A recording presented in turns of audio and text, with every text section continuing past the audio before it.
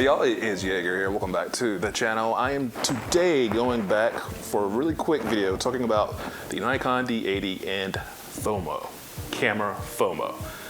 But first, the D80, my first digital camera that I got in 2006. I brought it out for just a few quick photos with May, who's been in all these recent videos I've been posting here on the channel. This is a quanta ray lens on it, a 100 to 300, perfect for portraits, obviously. Lowest aperture, I think maybe like 4.5 on it, so not for low light. Zero video on this camera, all still digital picture. I never thought I would get a digital camera. It seemed like something that other people would get, and that's kind of the thing that I want to talk about here as far as the fear of missing out. You don't need the most state-of-the-art camera, especially for photos where everyone can pretty much make a good photo still camera in their sleep. I know that a lot of fellow YouTubers, content creators are using really shiny cameras. They've reinvested in their biz, but that's not how most people really start off. And it's a-okay to get a cheaper, older camera. I love the Rebel line of cameras.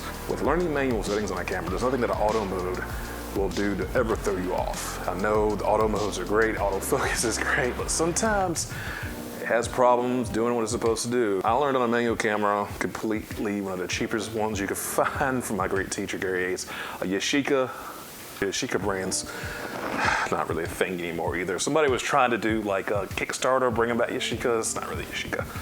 Side story. And I gotta tell you, walking around with this thing, most people think this is one of the fanciest, brand newest cameras I've ever seen, and it's from 06. The camera's 14 years old, but it still has the look appeal of a modern camera.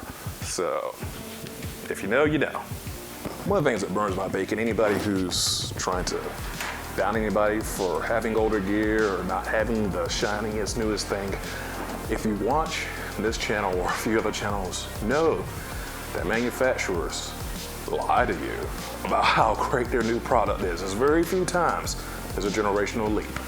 These annual incremental upgrades are generally incremental. So it doesn't make any sense to try to update yearly. Keep that in mind. If the camera took great photos in 2017, it will take great photos for you in 2020, 2021, 2022, and beyond. Just go have fun, shoot your pics. All right, very short video. Just wanted to talk about bringing back out my first DSLR, which I thought I would never have, and now I'm several DSLRs, mirrorless cameras in. So changing the thinking about, yeah, it's not just for other people, it can be for you too. Hit that like button if you like this video. Subscribe to never miss a shot from YeagerShots.com.